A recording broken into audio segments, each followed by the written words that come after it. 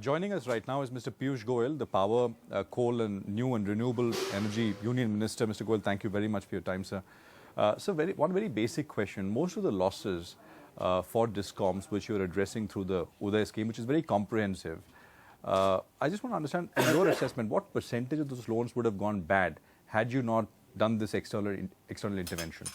Well, if you take the top 4 discoms, Rajasthan, Uttar Pradesh, Tamil Nadu and Haryana, they would cumulatively account for nearly 200,000 crores. That's $30 billion of loans. Maybe they could have done some patchwork and tried to keep evergreening and delaying the stress. Okay. But that would not have helped them serve the people of their state. That would not have helped them buy more power. That would not have helped them bring more efficiency in their system. Okay. And ultimately, they would have one day collapse. So we are effectively, I think, reducing a 2 lakh crore potential impairment in the system.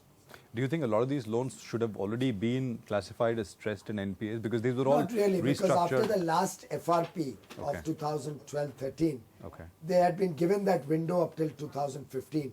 It's now that the repayment is starting. Okay. And the sad part is most of these losses, as we showed today in the presentation, have occurred in the period 2009 to 14. Okay. So it's not as if India has inherited it for years and years. Started in 2009. Mostly 9 to 14 is the period Okay. that 3 lakh crore of this losses, 3 lakh 6,000 crore of this losses got accumulated. Okay, one more looking back question. What percentage of these loans do you believe are for the lack of tariffs going up? And what percentage would you say is because of states promising subsidies and then not compensating? I also showed the people that Okay. tariffs have been going on. Yes. There may be some instances where for political consideration in an election year, it didn't go up, but then in a subsequent year, it went up even more. Okay. Regulators set tariff independent of other factors. But regulators are enjoined, it's their duty, not to pass inefficiencies to the people of India. Okay. Otherwise, you didn't need regulation. Okay. If the cost had to be just borne by the consumer, then you don't need a regulator. You could let the state government decide the tariff. Right. Regulators will only give you a fair tariff Okay. with a fair return. But if you are inefficient, they are not going to allow you to pass it on. So to my mind, there was no loss because of lack of tariff increase. The entire loss is thanks to inefficiencies. And what about states promising certain schemes and then not compensating the state electricity boards in lieu of that? Which ideally should have been done and which regulators have been talking about many times. But unfortunately, because there was never a hard budget constraint, Okay. states could get away by parking their discom losses outside the balance sheet. The reason I'm asking you all these questions is to just to understand, is the state, because so far the discussion has been about banks and the haircut banks can take, or as you've been explaining, they won't take. There is zero haircut. I'll get to that in a bit. But what about the states? Is this in a way states nationalizing the losses? Just to look at it from the other side. It's a de facto situation being converted to a de jure situation. Okay. After all, when the money was lent to the discom, it was lent on the back of the reassurance that the discom is owned by the state government and therefore will never default. So ultimately, state government will have to provide through their budget to repay these loans. But then that just because there is no framework Okay. or a legal binding, they are landing up paying almost 4%, 5%, in some cases 6% extra interest for no rhyme or reason. So discoms are suffering, state and its people are suffering, banks are suffering. In the UDAY scheme, it's a win-win for everybody, all stakeholders, and finally the people of India benefit.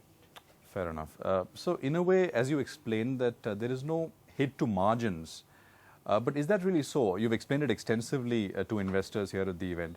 But very briefly, I mean, especially entities like PFC and REC, which essentially just lend to these entities. See, PFC and REC are not deposit-taking institutions. Sure. So they themselves borrow at 7.5%, 8%. If they were to on-lend at PSU, at government bond rates, They'd go bust. the balance sheet would be stressed. Sure. The margins would get stressed and capital adequacy could become a problem. Because they would just be having a balanced return, but having to provide capital for that. Sure.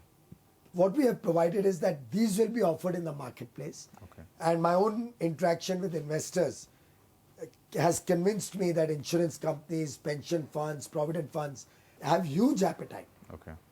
for these bonds. Particularly since India, whether it's the central government, the state governments, or its PSUs, the government PSUs, have never defaulted, ever, Sure. in discom borrowings, in bond borrowings, or servicing of the bonds that they issue. Sure. Therefore, there's no sense in stressing banks, state governments, discoms, and the people. Rather, bring the factual position into a de jure position. Let the states account for it in their balance sheet rather than parking it outside like an off-balance sheet item or a contingent liability. Let them get the benefit of lower rates of interest. Banks can gradually free their funds for lending to more profitable and better avenues. Within the power sector, renewables, transmission, we have a $250 billion investment profile in the years ahead. And power will be available to consumers who need it, because discoms will now have a healthy balance sheet and can procure more power and give it there. So it's a win-win for everybody. So 5 states account for about 80-90% of the total losses, right? I mean, you've explained that here to investors as well. In these 5 states, in your assessment, how much room is there for tariffs to go up from here? Sadly, Prashant, you guys are focused too much on tariff. I'm focused on efficiency, and which I'm getting lowering to in a bit. But so I'm going to lower the cost of power. Okay. I'm going to lower the cost of interest. I'm going to lower the cost of AT&C losses. I as in Team India. I as in Sure. central government, the state governments, the discoms.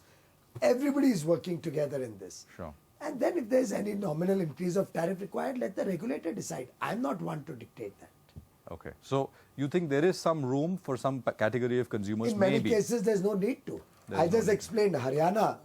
Only by the UDAY intervention next year will become a profit-making Okay. company. So tariff may increase for operational cost increase, salaries, wages, some coal freight, nominal increases. So the ATC losses and your plan to reduce that, which is also, I think, one reason why many are very bullish on this plan that this will work, especially the east of the country where power reach is kind of low and also losses are quite high.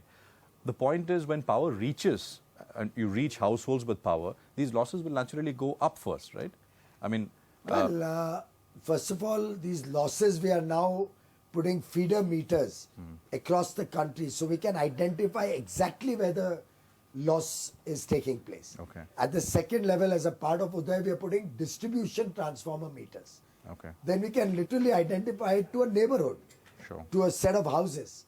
And all of that will be through technology driven, so that then we can identify exactly where the problem lies and where the solution has to be focused on. The entire program is a culmination of Digital India, Make in India, Swachh Bharat, JAM, Jandan, Aadhaar and Mudra. We are bringing all the government initiatives, and I've been often mentioning in many forums, Prime Minister Modi's focus in the first 18 months has been clearly on creating a framework which enables India to sustainably grow for years and years to come. In my personal opinion, now is the time India is going to take off, and you will see next 6 months the country just blossoming into double-digit growth. Good luck, sir. Thank you very much for your time. Thank you.